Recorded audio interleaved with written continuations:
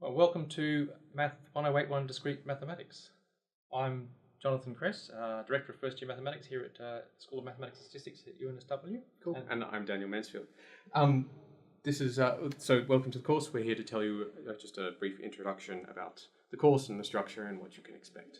So this is discrete mathematics. It's 5 topics that are pretty much different to anything you would have seen in your mathematical careers up until this point. It's a wonderful subject, definitely one of my favorites. Very relevant to those of you enrolled in computer science, of course, but just wonderful course all over. Useful in lots of other ways too. Yeah, especially in terms of writing and just emphasizing correctness rather than a bunch of any procedures. Procedures, yes. Good. Okay, so what shall we tell you about? Let's tell you about the structure. So we've there are 10 weeks, as you know. Each week we'll begin with we'll have lectures. There will be tutorials in week 1, which might be new for those of you who were here previously. And there's 2 tutorials per week, yes, and 5 lectures. And 5 lectures. Yes. And there are online tutorials. The online tutorials are due at 5 p.m. on Sunday. So you do actually have an assessment due at the end of week 1. And there are assessments due, these online tutorials will be due end of week 1, end of week 2, all the way up to the end of week 10. 10 all up, we count the best 8. So those will be available on Moodle. You'll find all the information you need there on Moodle, yes.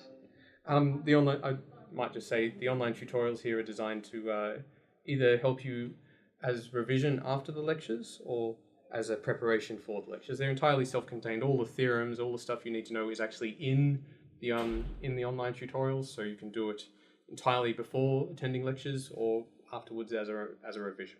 Yeah. In fact, seeing things before you go to the lectures can actually help with understanding what's in the lectures. You get more out of the lectures that way. Absolutely. But of course, there's two forms of the lectures, isn't there? There's the physical ones in lecture theatres, traditional lectures. Yes, and then there's the online stream of lectures as well. Now, those of you who are enrolled in the physical stream are welcome to use the videos that are available for the online stream. You'll find those just on Moodle. Yeah, they're just all on Moodle. The topics are sort of broken down so you can see when you need to do them. But actually, if you're doing the online stream, watching the videos on Moodle, you really do need to make sure you keep up. It's much harder to it's easier to fall behind if you're going to the actual lecture theatres. In the lecture theatre, well, the lecturer will be keeping you to a schedule. Whereas if you're in the online stream, you really have to keep yourself to the schedule. So it's a bit more of the onus on you there. Yeah. Okay. So we should probably say more about the assessment, which is new this year. So we now have a couple of lab tests, one in week 5 and one in week 10. These will be work in a similar way to the online tutorials. There'll just be some questions that you come and do in the lab under controlled conditions. The online tutorials you do at home, you can do it with your friends, do it in groups. You should be doing your own work, but you don't have to. You don't have to suffer alone. Yeah, you can get help while you're doing them, etc. Yeah. The tests in the lab are essentially similar, but you have to come in and do it under controlled conditions. But we'll give you all the questions beforehand, maybe in the week before, so that you can practice those and you know what's coming. Yeah. There's no surprises. You don't need to ask what were the past tests. We'll give you the questions. You just figure out how to do it. Practice on more or less exactly what you will encounter.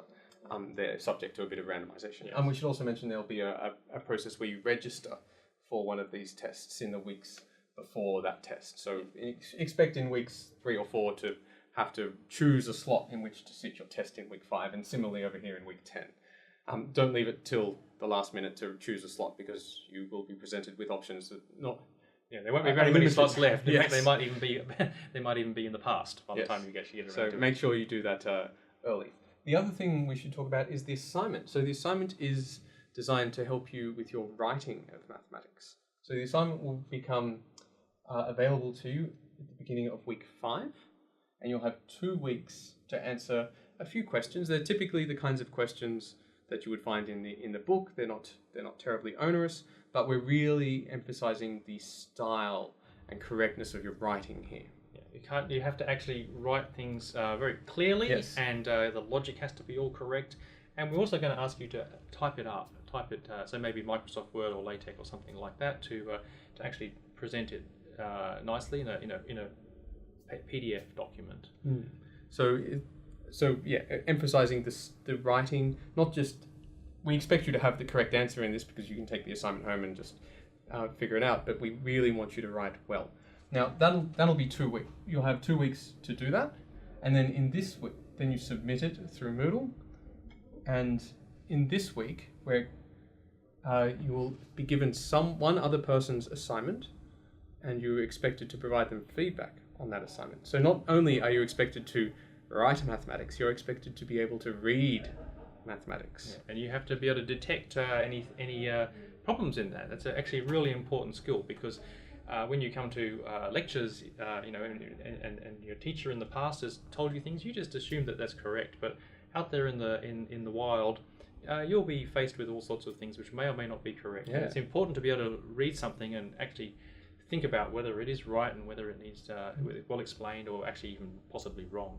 So that's what you'll be doing in this week here, and you'll have to provide that feedback. And the feedback you provide will be marked by a tutor who will look at it and see whether you have actually provided good feedback, whether you've picked up mistakes, and whether what you are telling this other student is useful. And I will say that there will be quite specific instructions about what it is you should look for and how you should do this. So don't freak out too much. It's not meant to be a complete unknown. You'll be given lots of instructions. So that's that week. You provide feedback, and you will be marked on the feedback that you give. Okay, you won't get a grade from another student about your work. You'll be marked on the feedback that you give.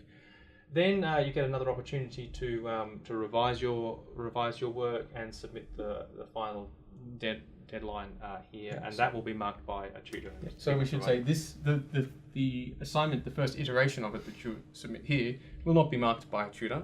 This one will be marked by a tutor. So you've got you can submit something here. You're perfectly free to incorporate the feedback that you get, and then your final version will be marked by a tutor.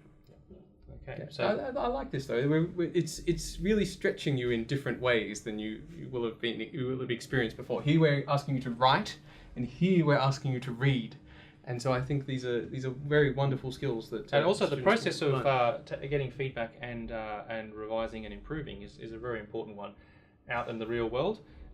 Probably used to the idea with a maths assignment or test that you just do it and you get the mark, and then you're either happy or you're sad, but you throw it in the bin, right? Yeah.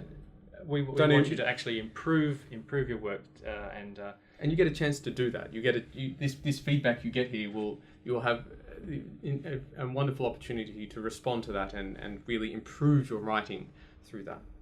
Okay, so anything else we need to say? Oh, maybe where to get help. Where to get help? Yeah. So actually, I should also say that this course here, you must have either done MATH1081 or 1141 or 1151 in the past and passed it, or you have to be enrolled in it at that course at the same time. So it's a co-requisite.